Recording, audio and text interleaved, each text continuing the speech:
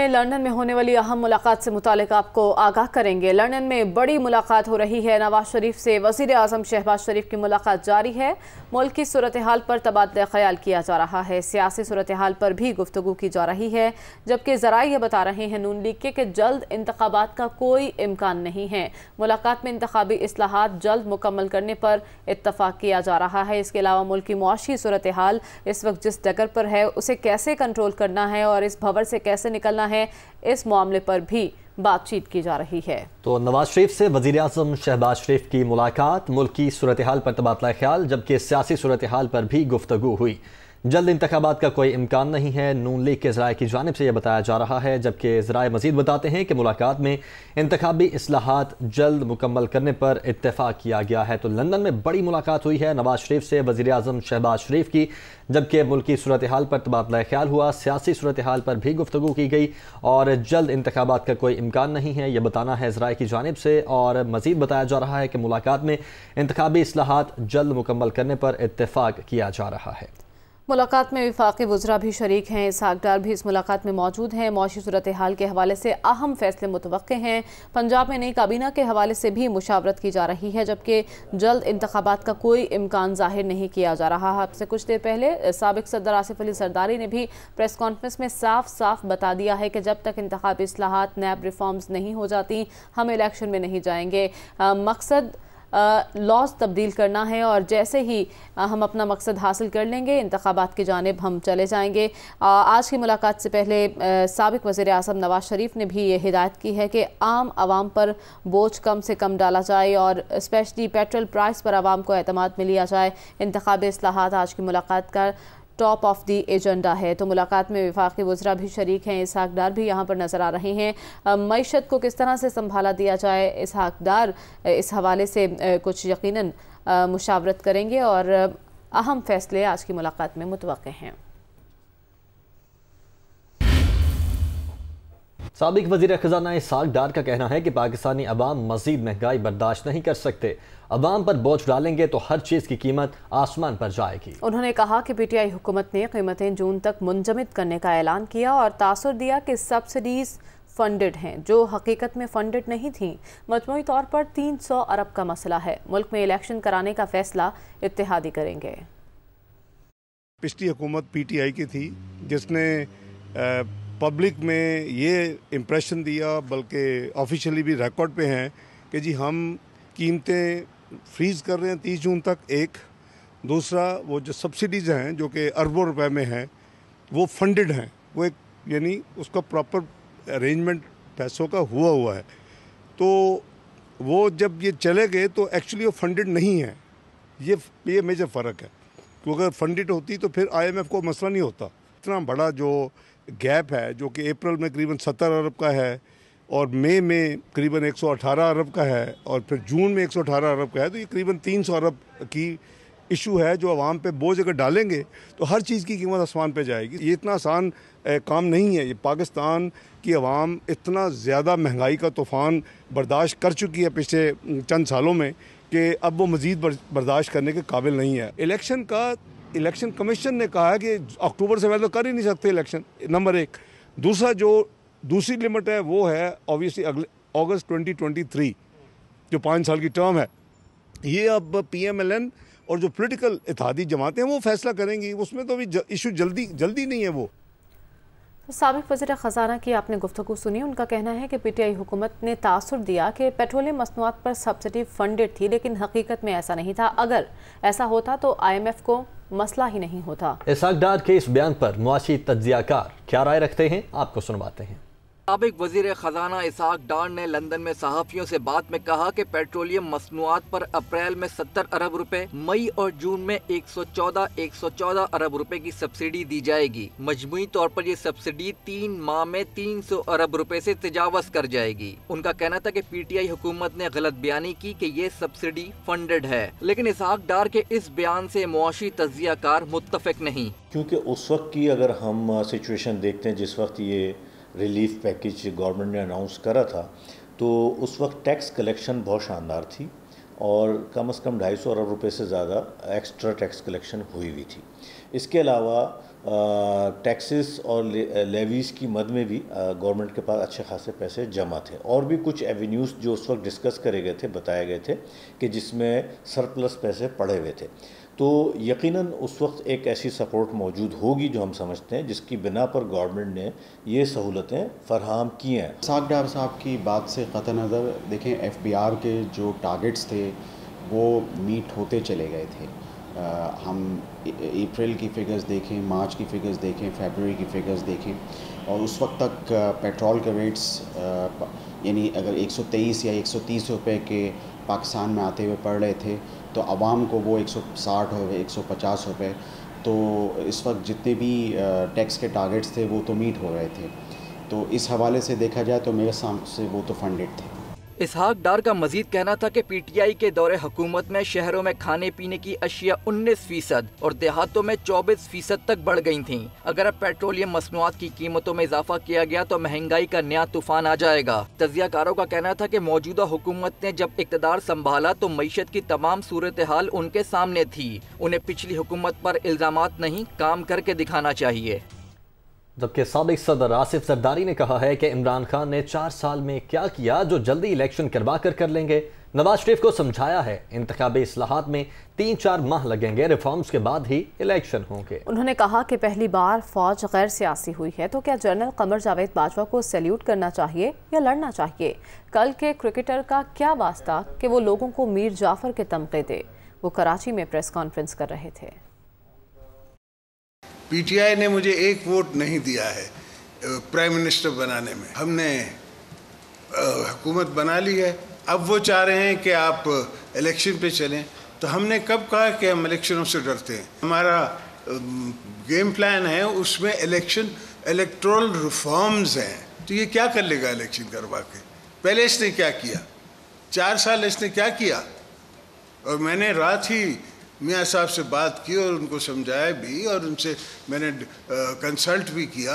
And उनकी consultation से मैं आपसे बात कर रहा हूँ कि जैसे हमारे रिफॉर्म्स पूरे होते हैं, वो कहता है मुझे टमाटर और आलू के लिए थोड़ी मैं आया था। नहीं, मैं तो टमाटर और आलू के लिए आया हूँ भाई।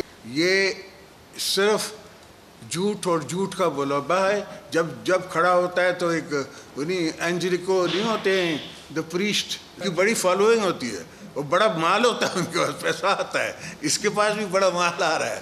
पहली दफ़ा अगर फौज ए पॉलिटिकल होती है तो मुझे बाजवा को सल्यूट करना चाहिए या उसको लड़ना चाहिए? हमने लॉज चेंज करने, इम्प्रूवमेंट करनी है और उसके बाद इलेक्शन में जाना है। Whether it takes 3 months 4 months, there is not an issue.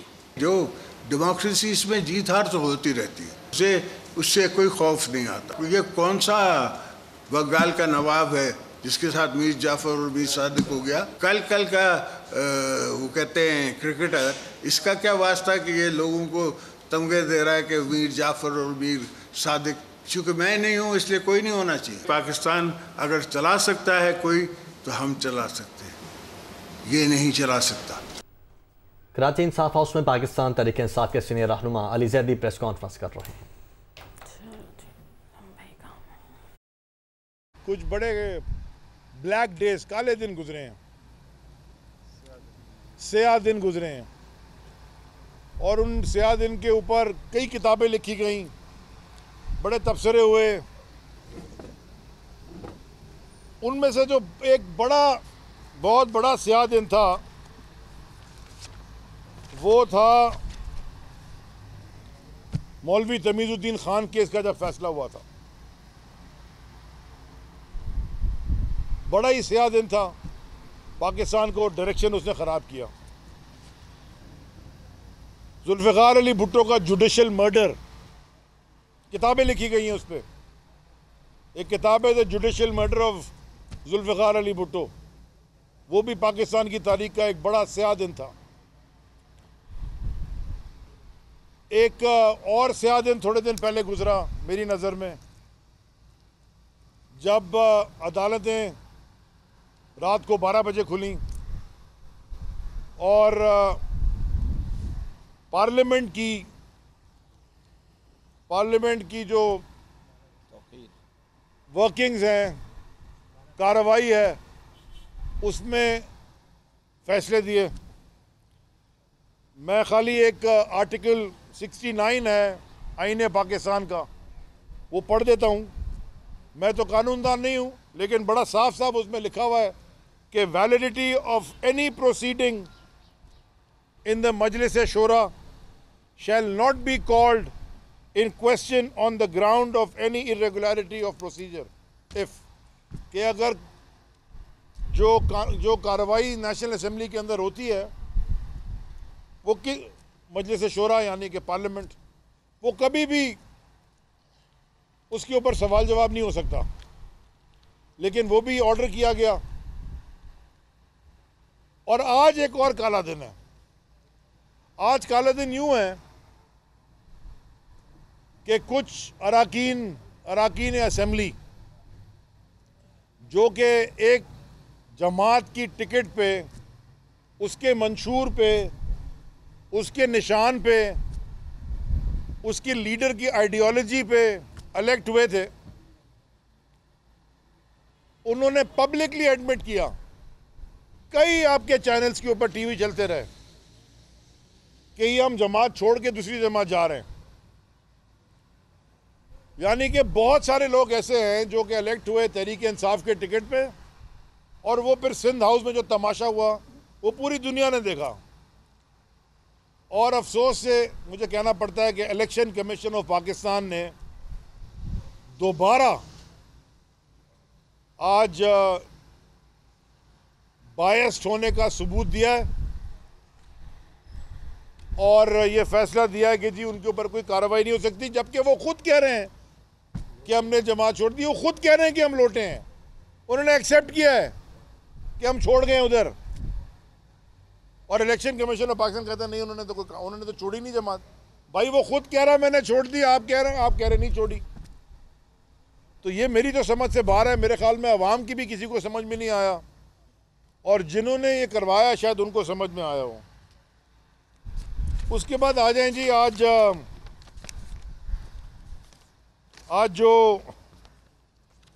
एक और वाक़या हुआ है, पाकिस्तान की ये जो इलीगल फॉरेन फंडेड गैर कानूनी रिजीम चेंज वाली क्राइम मिनिस्टर शहबाज शरीफ की हुकूमत जो है।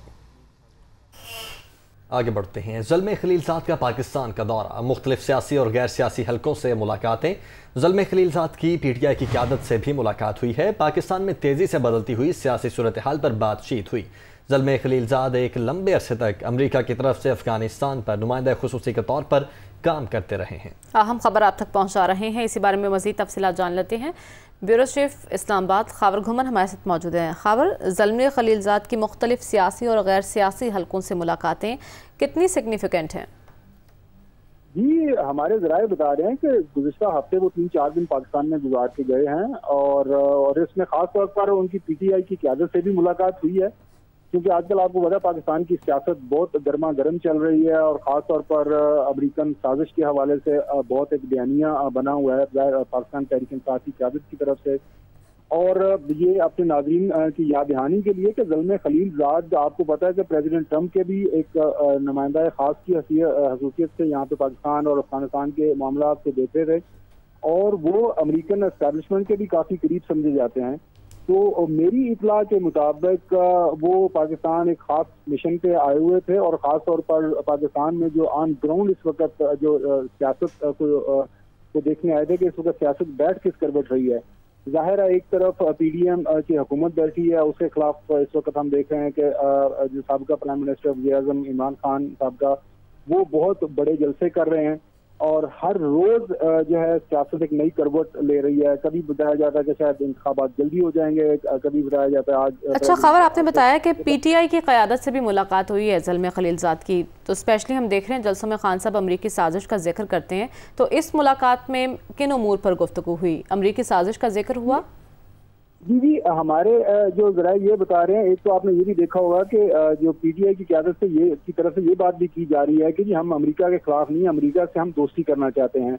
साजिश के हवाले से जो मेरे जराए हैं वो ये बता रहे हैं कि जो ज़ल्म खलीलजाद की जो खास तौर पर मुख्तलिफ जगहों पे बात हुई है वो यही कह रहे हैं कि चलें एक पाकिस्तान तहरीक इंसाफ का एक बयानिया है, एक आर्गूमेंट है, लेकिन जाहिर है वो अमेरिका के साथ यकसर जो है वो ताल्लुकात तो ख़त्म नहीं कर सकते, लिहाजा किसी न किसी सतह पे एंगेजमेंट तो रहनी है। बुनियादी तौर पर वो असेसमेंट करने आए थे पाकिस्तान के, देख सकें कि इस वक्त पाकिस्तान की। ठीक है, बहुत शुक्रिया खावर घुमन, आपने हमें अपडेट किया। मुस्लिम लीग नून का पावर शो जारी है। मरियम नवाज जलसागाह पहुंच चुकी हैं। सवाबी में ये पावर शो किया जा रहा है और इस वक्त कारकुनान की जानिब से मरियम नवाज का शानदार इस्तकबाल किया गया। जलसे की तैयारियां भी मुकम्मल हैं, पिंडाल सज चुका है, पार्टी परचमों और बैनर्स की हर तरफ बहार है। मरियम नवाज अभी जलसागाह पहुंची हैं और यहाँ पर कारकुनान की जानिब से हाथ लहरा कर उनका शानदार इस्तकबाल किया गया है। उनके हक में नारेबाजी भी की जा रही है, साथ ही साथ नारे भी लगाए जा रहे हैं और मरियम नवाज का खूब इस्तकबाल किया गया है। इस वक्त पार्टी कारकुनान एक बड़ी तादाद में मौजूद हैं और कुछ ही देर के बाद मरियम नवाज इस जलसे से खिताब भी करेंगी। सवाबी में ये पावर शो का मुजाहरा किया जा रहा है। मुस्लिम लीग नून की अवामी राबिता मुहिम जारी है और इसी सिलसिले में मुख्तलिफ मकामात पर जलसे किए जा रहे हैं। मुल्क के मुख्तलिफ हिस्सों में सवाबी में आज का जलसा हो रहा है और यहाँ पर अभी कुछ देर कबल मरियम नवाज पहुंची हैं और कारकुनान की जानिब से शानदार इस्तकबाल किया जा रहा है और अभी आप देख सकते हैं कि मरियम नवाज भी हाथ हिलाकर उनके इस्तकबाल का जवाब दे रही हैं। इलेक्शन कमीशन ने अरकान असम्बली के खिलाफ रेफरेंसेस पर महफूज फैसला सुना दिया। पीटीआई के मुनहरिफ अरकान कौमी असम्बली को नाअहल करने की इस्तदा मुस्तरद। तहरीक इंसाफ के मुनहरिफ MNAs डी सीट होने से बच गए हैं। मुनहरिफ अरकान पर 63A का इतलाक नहीं होता। इलेक्शन कमीशन का मुतफ़िक का फैसला। इलेक्शन कमीशन की जानिब से मुख्तसर फैसला सुनाया गया है। पीटीआई के मुनहरिफ अरकान कौमी असम्बली को नाअहल करने की इस्तदा मुस्तरद कर दी गई। इस तरह तहरीक इंसाफ के मुनहरिफ MNAs डी सीट होने से बच गए हैं। इलेक्शन कमीशन का मुतफ़िक का फैसला सामने आया है। उनका कहना है कि मुनहरिफ अरकान पर 63A का इतलाक नहीं हुआ। उमर सरफराज चीमा ने कहा कि उस्मान बुज़दार का इस्तीफ़ा गैर आइनी। इस वक्त पंजाब में 2 वज़राए आला मौजूद हैं। आइन में स्पीकर कौमी असम्बली से हल्फ लेने की कोई गुंजाइश नहीं। उनका मज़ीद कहना था कि आइनी तौर पर गवर्नर पंजाब हैं। पंजाब पुलिस को गुंडा फोर्स बनाकर उनके ऑफिस को यरगमाल बनाया हुआ है। उस्मान बुज़दार नहीं जो चुप होकर बैठ जाऊंगा। एक शख्स एक CM को ऑफिस कॉन्स्टिट्यूशनली खाली नहीं हुआ और उसके ऊपर जाके इलेक्शन के उस पर ऑर्डर करवा दिया और अब ये जो पूरा जो सर्कस चल रहा है इस पर कोशिश ही जारी है कि हर तरह का प्रेशर डाल के हर तरह का जो है गैर आइनी कानूनी काम करके जो है इसको किसी तरीके से आइनी करार दिया जाए। मुझे अफसोस है कि वो रियलाइज़ नहीं कर रहे राना सनाउल्लाह कि अब वो नून लीग के दरबारी नहीं है, वो इंटीरियर मिनिस्टर हैं हुकूमत पाकिस्तान के। और मैं उमर चीमा के तौर पर नहीं, मैंने बतौर एक गवर्नर पंजाब के उनको लेटर लिखा है। आइनी इदारे और अदालतों में इंसाफ नहीं मिलेगा तो फिर अवाम निकलेगी सड़कों के ऊपर। पाकिस्तान का सबसे बड़ा सूबा है, ये मजाक बन रहा है कि वहाँ पे 2 वज़ीर आला मौजूद हैं। मैंने पहले भी कहा था कि कोई इस गलत फहमी में ना रहे, मैं उस्मान बुज़दार नहीं हूँ कि जिसको अपने गुंडों के जोर के ऊपर जाए तो उससे दफ्तर छीन लोगे और वो खामोश करके घर बैठ जाएगा। मैं अपना जो इस वक्त जो कुछ भी कर रहा हूँ एक अपनी आईनी जिम्मेदारी और किरदार अदा कर रहा हूँ। जो वहाँ पे शहजादा जो यहाँ वहाँ पे आइन और कानून की धज्जियाँ उड़ा रहा है उसके वाले साहब जो वज़ीर आज़म की कुर्सी पे बैठे, ये जो सारा जो प्रोपेगेंडा और जो उल्टे सीधे बयानात अफवाज पाकिस्तान और कौमी इदारों के खिलाफ चलते हैं इसको कतई तौर पर इसको रिजेक्ट करें, अपने कौमी इदारों को डिफेंड करें। सारा जो प्रोपेगेंडा है ये सिसिलियन माफिया का प्रोपेगेंडा सेल से जनरेट हो रहा है तौर के ऊपर, क्योंकि जो हुकूमत चाह रही है कि खाना जंगी हो, वो हमारी पूरी कोशिश है कि हम आखिरी वक्त तक जो है ऐसा कोई हालात पैदा ना होने दें। जबकि अटर्नी जनरल पाकिस्तान अशतर औसाफ का कहना है कि गवर्नर की तैनाती सदर का नहीं वफाकी हुकूमत का इख्तियार है।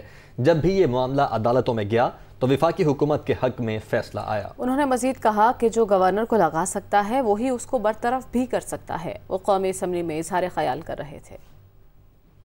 इंटरप्रिटेशन जो है ये जब भी की गई कोर्ट्स के सामने तो कोर्ट्स ने यही कहा है कि ये pleasure of the prime minister है, pleasure of the federal government है, प्रेसिडेंट का नहीं है। जो लगा सकता है सिर्फ उसी को इख्तियार है हटाने का। ये नहीं हो सकता कि लगाए प्राइम मिनिस्टर और उसको रिटेन करे प्रेसिडेंट। ना सिर्फ ये आइन बल्कि बिजनेस रूल्स और सुप्रीम कोर्ट की जजमेंट, और आपने हिंदुस्तान का हवाला दिया, हिंदुस्तान में भी ये जो है इंटरप्रिटेशन के लिए सुप्रीम कोर्ट के पास आया, वहाँ पे शिक है, आर्टिकल है 156 और क्लियरली वो जजमेंट मेरे पास है, अगर आप चाहें तो मैं आपके साथ शेयर कर लूँगा। उसके अल्फाज ये हैं कि the pleasure of the president is that of the government and the prime minister. मामला है हमजा शहबाज की हल्फ बर्दारी का। लाहौर हाई कोर्ट ने स्पीकर कौमी असम्बली को नामजद करने के खिलाफ तहरीक इंसाफ की अपील समाअत के लिए मुकर्रर कर दी। Chief justice Lahore high court Mohammad Amir Bhatti ने हमजा शहबाज की हल्फ बर्दारी के खिलाफ इंट्रा कोर्ट अपील पर लार्जर बेंच तश्कील दिया। जस्टिस सदाकत अली खान 5 रुकनी बेंच के सरबराह होंगे। अदालत पहले ही अटॉर्नी जनरल पाकिस्तान और एडवोकेट जनरल पंजाब समेत तमाम फ्रीकैन को नोटिस जारी कर चुकी है। दूसरी जानिब एडवोकेट जनरल पंजाब वज़ीर आला पंजाब के खिलाफ अदालत में पेश होंगे।